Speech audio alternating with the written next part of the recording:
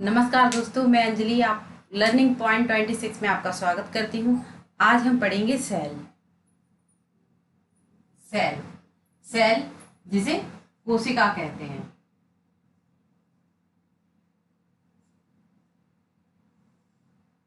आपने सोचा होगा जैसे कोई जीव जंतु होते हैं या निर्जीव वस्तु होती है, किसी जीवित वस्तु को जीव क्यों कहते हैं, किसी को जीव क्यों कहते हैं और निर्जीव क्यों कहते हैं। आपने सोचा ही होगा इस बात को। जीव और निर्जीव क्यों कहते हैं, क्यों कहा जाता है जीव को जीव और निर्जीव को निर्जीव क्यों कहा जाता है। जीव को जीव इसलिए कहा जाता है क्योंकि इसमें सेल प्रेजेंट होती है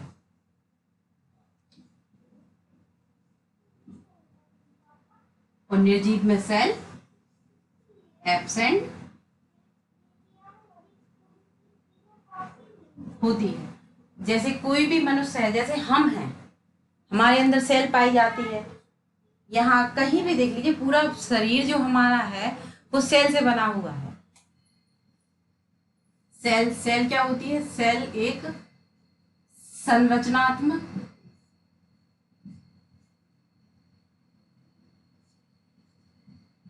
संरचनात्मक व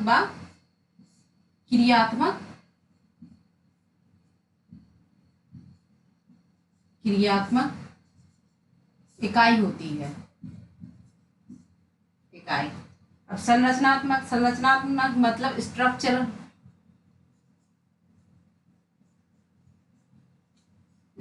मतलब फॉर्मेशन करती है, किसी चीज का शरीर बनाती है। तो क्या है? संरचना हो रही है किसी चीज की।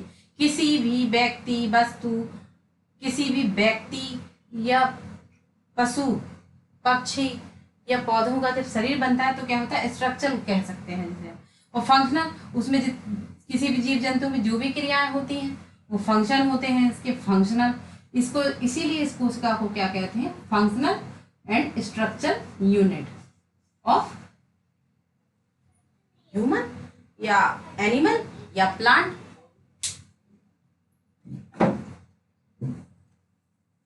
सेल जीवित कोशिका का एक मुख्य, अगर सेल नहीं होगी तो कोई भी, किसी को भी जीवित नहीं माना जाएगा। सेल का जो शब्द है, कोशिका का जो शब्द है सेल, कोशिका का जो शब्द है सेल,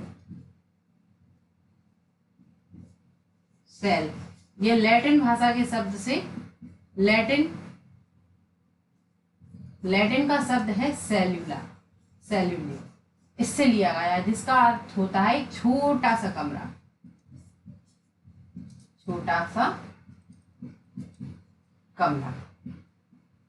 सेल कैसे भी हो सकती है, एक चैम्बर शेप्ड होती है और एक सेल से दूसरी सेल जुड़ी रहती है, तभी तो क्या होता है? ऊतक का निर्माण होता है। ऊतक से हमारे अंग तंत्र बनते हैं। ये है आपकी सेल। सेल्यूलर क्या है? एक लैटिन भाषा का शब्द है जिसका अर्थ क्या होता है? छोटा सा कमरा।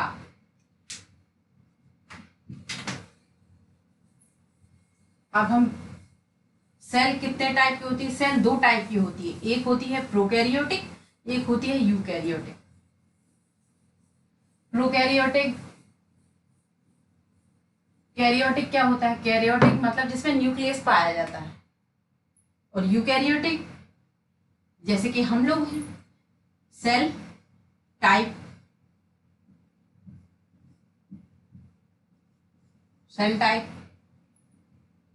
Prokaryotic, eukaryotic.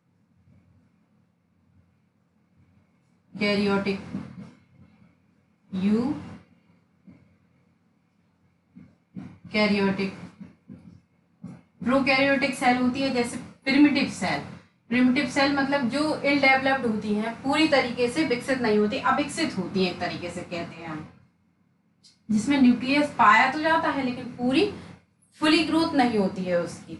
और यूकैरियोटिक मनुष्य में पाया जाता है। यूकैरियोटिक सेल जो होती हैं, जो मनुष्य में होती हैं,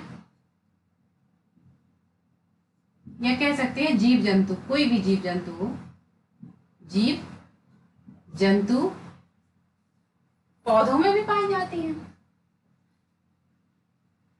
जीव जंतु कवक,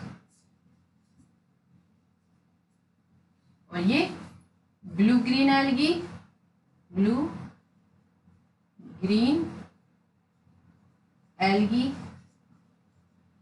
और ब्लू ग्रीन एल्गी में पाई जाती हैं, और बैक्टीरिया, इन सब में प्रोकैरियोटिक सेल पाई जाती हैं। Protista, eukaryotic cell. प्रो का मतलब होता है एंशिएंट, एंशिएंट मतलब प्राचीन, और कैरियोट मतलब न्यूक्लियस। तो सीधा सा आप अर्थ लगा सकते हैं प्राचीन केंद्रक।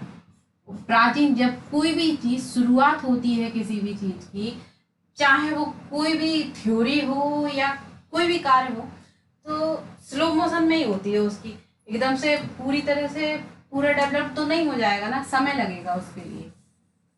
तो जो प्रोकैरियोटिक सेल हैं प्रिमिटिव सेल होते हैं जिनमें न्यूक्लियस पूरा डेवलप नहीं होता है, जैसे कि हम आपको स्ट्रक्चर से बताएंगे। जी है, जी प्रोकैरियोटिक सेल होती है। प्रोकैरियोटिक सेल में क्या होता है, ये तो हो गया आपका डीएनए, इसमें हिस्टोन प्रोटीन नहीं होती है, और ये हो गया माइकोप्लाज्मा,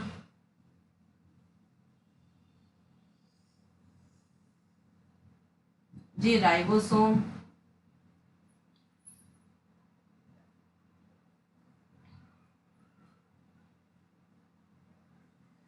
इसके बाद इसमें क्या होता है, ये माइकोप्लाज्मा,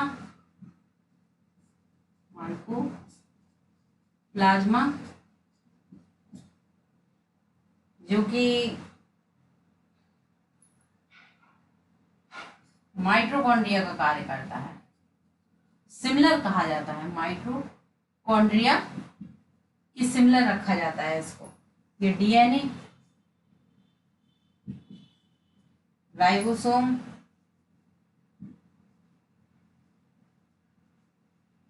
तो कोई भी चीज क्या होती है, पूरी डेवलप नहीं होती है। ये हो गया आपकी यूकैरियोटिक सेल।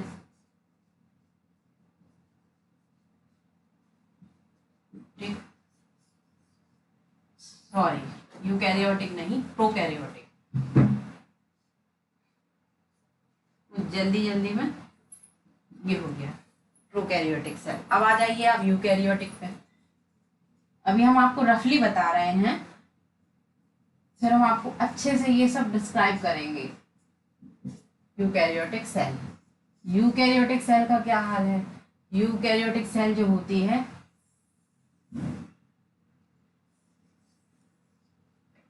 ठीक है, अब इसमें क्या हुआ, न्यूक्लियस है जिसमें गुणसूत्र होंगे, फुल्ली डेवलप्ड होगा, और इसमें एंडोप्लाज्मिक रेटिकुलम ये पाई जाएगी।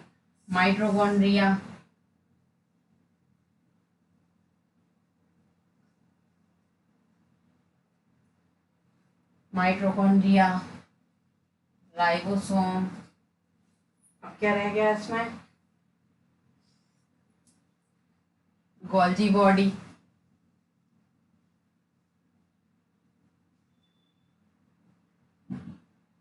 ये सभी होंगे। राइबोसोम या आरएनए, ये गुणसूत्र, ये माइटोकॉन्ड्रिया जो कि पावर हाउस होता है किसी भी सेल का। अगर आपने सेल नहीं पढ़ी बायोलॉजी में, तो आपको कोई भी टॉपिक, कोई भी चैप्टर समझ में नहीं आएगा। गोल्जी बॉडी, इसलिए सेल तो क्लियर होनी चाहिए। ये न्यूक्लियोप्लास्ट, ये न्यूक्लियर मेम्ब्रेन होती है। ये हो गया आपका यूकैरियोटिक सेल। अब इसमें जो गुणसूत्र आपके होते हैं, ये ये ये फुल्ली डेवलप्ड होते हैं और बीच में ये हिस्टोन प्रोटीन से जुड़े होते हैं, जो कि हिस्टोन प्रोटीन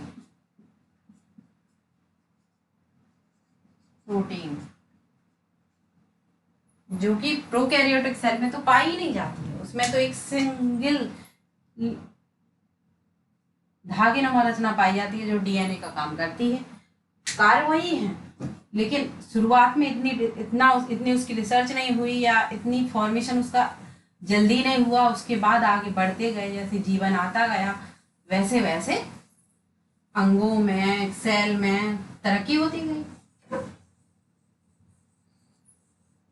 ये तो हो गई आपकी दो प्रकार की सेल होती, दो टाइप की सेल होती है। कौन कौन सी? Prokaryotic, eukaryotic. प्रोकैरियोटिक सेल जो होती है ब्लू ग्रीन एल्गी बैक्टीरिया में पाई जाती है, और यूकैरियोटिक सेल मनुष्य में, जीव जंतु और प्रोटिस्टा, कवक, इनमें यूकैरियोटिक सेल पाई जाती है। यूकैरियोटिक सेल में mitochondria, Golgi body, ribosome fully developed होते हैं।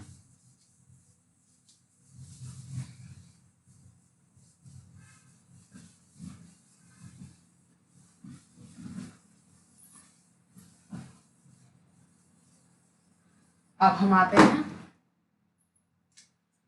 सेल डिस्कवरी,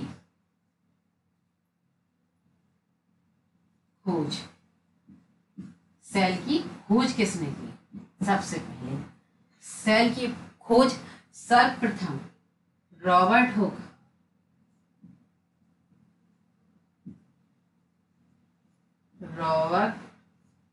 हुक ने की थी।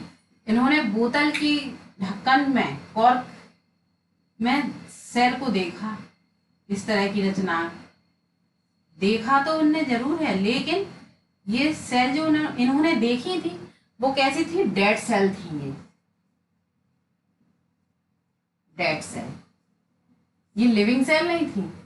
सेल तो थी लेकिन लिविंग नहीं थी, डेड थी। तो खोज तो इन्होंने कर दी। इसके बाद क्या हुआ? समय बीतता गया। इन्होंने की 1665 में,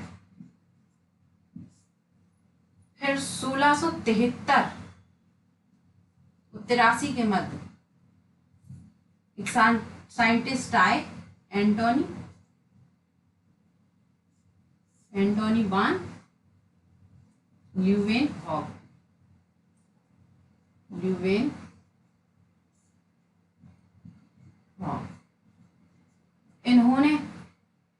इन्होंने सूक्ष्मदर्शी खुद ही बनाया, और उसमें सूक्ष्मदर्शी जब इन्होंने बनाया तो उसके आधार पर इन्होंने भी सेल देखी, लेकिन इन्होंने सेल तो देखी पर इन्होंने लिविंग सेल देखी।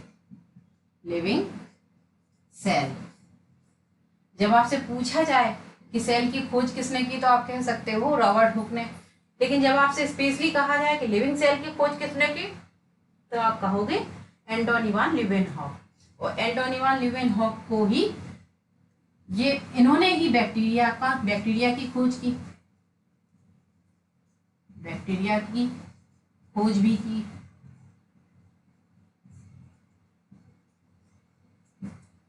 अब जो रॉबर्ट हुक ने सेल के बारे में डिस्क्राइब तो किया, लेकिन डेड सेल थी, तो रॉबर्ट हुक को ही फादर ऑफ साइटोलॉजी कहा जाता है, क्योंकि जन्मदाता तो यही माने जाएंगे, फादर ऑफ साइटोलॉजी।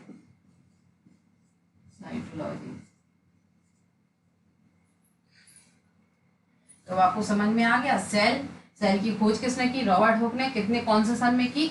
1665 में की। लेकिन खोज तो की कौन सी सेल की? डेड सेल की। फिर इसके बाद 1673-83 के लगभग में एंटोनी वान ल्यूवेनहॉक आए, जिन्होंने खोज की एक तालाब के पानी में। तो इन्होंने वह स्वनिर्मित सूक्ष्मदर्शी के माध्यम से इन्होंने लिविंग सेल की खोज की। तो लिविंग सेल की खोज के अगर पूछा जाए तो एंटोनी वान ल्यूवेनहॉक, और डेड सेल और सिर्फ सेल की बात की जाए तो कौन आएगा? Robert Hooke.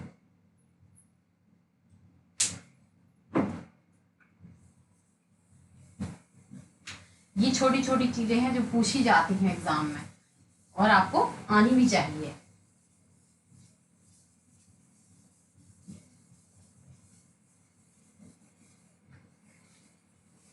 इसके बाद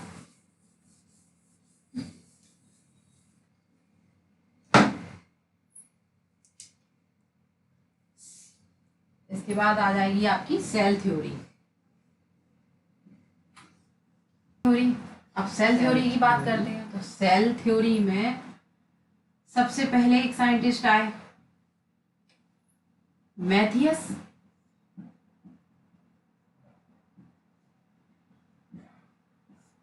स्लाइडेन।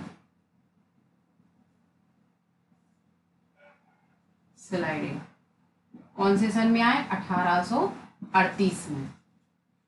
कौन थे ये? बॉटनिस्ट थे। बॉटनिस्ट यानी वनस्पति शास्त्री। इन्होंने पौधों में रिसर्च की और देखा कि कई पौधे जो होते हैं सेल से बने होते हैं। कई सेल का निर्माण होता है। जब एक पौधा बनता है, पौधे से पेड़ बनता है, तो सेल में ग्रोथ होती जाती है और सेल से टिश्यू बनते जाते हैं और एक पौधे का निर्माण होता है।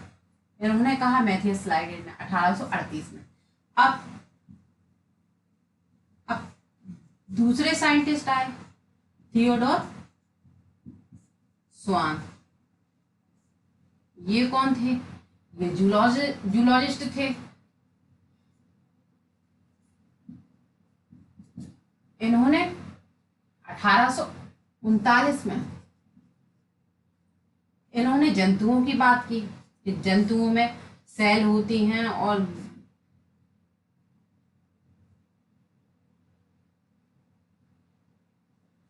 इन्होंने कहा कि जंतुओं में सेल होती हैं और कई सेल से जंतुओं के ऊतक का, फिर ऊतक से अंग का, अंग से अंग तंत्र का निर्माण होता है। इन्होंने कहा अब ये तो हो गई, ठीक है। इसके बाद इन्होंने ये तो बता दिया कि सेल होती है, पौधों में भी होती है और जंतुओं में भी होती है, और किस तरह से उनकी शरीर का फॉर्मेशन सेल से होता है। लेकिन उन्होंने ये नहीं बता पाया था एक सेल से दूसरी सेल कैसे बनती, सेल का फॉर्मेशन या सेल की ग्रोथ कैसे होती है, इन्होंने ये नहीं बता पाया। इसके बाद अगले साइंटिस्ट आए, रडोल्फ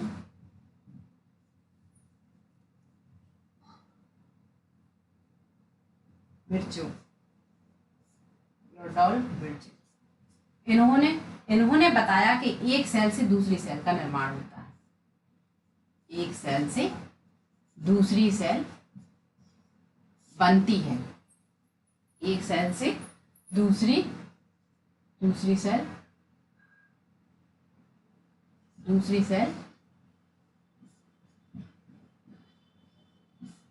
बनाती है। या कह सकते हैं कि एक पूर्ववर्ती सेल से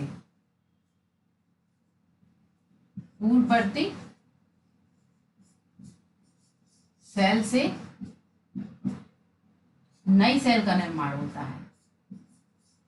नई सेल का निर्माण होता है। ये हो गई रडोल्फ विर्चो की बात। अब इस तरह से ये है आपकी सेल थ्योरी, जो कि 1838 में मैथियस स्लाइडेन ने दी, जो बॉटनिस्ट थे या वनस्पति शास्त्री थे। इन्होंने पौधों के बारे में बताया, पौधों में होने वाली क्रियाएं, सभी वाटर सर्कुलेशन सब कुछ बताया। लेकिन उन्होंने सेल का नहीं बताया कि सेल एक सेल से दूसरी सेल बन जाती है या पहली सेल से दूसरी सेल का निर्माण हो जाता है, दूसरी से तीसरी और तीसरी से चौथी, पांचवी, ऐसी सेल का निर्माण होता रहता है। ये इन्होंने नहीं बताया। ना ही थियोडोर स्वान ने बताया कि जंतुओं में सेल होती है और जंतुओं की सारी क्रियाएं सेल से होती हैं। ये सब तो इन्होंने बताया। इन्होंने भी नहीं बताया कि एक सेल से दूसरी सेल बन जाती है। इसके बाद जब इन दोनों ने अपनी थ्योरी दे दी, इसके बाद आए रडोल्फ विर्चो। उन्होंने कहा कि जब एक सेल होती है उस सेल से ही दूसरी तीसरी डिवीजन होता रहता है। एक सेल से 2 और 2 से 4 और 4 से 8। इस तरह से सेलों का निर्माण होता रहता है और कंटिन्यू चलता रहता है। जब चोट लग जाती है, चाहे पौधों में कोई घाव बन जाता है या इंसान में, मनुष्य में, या कोई पक्षी में या जंतु में, तो वो कैसे होता है, एक सेल दूसरे सेल को भर देती है और वो घाव सही हो जाता है। और जब वो घाव सही नहीं हो पाता है तो वो जंतु जीवित नहीं रहता है।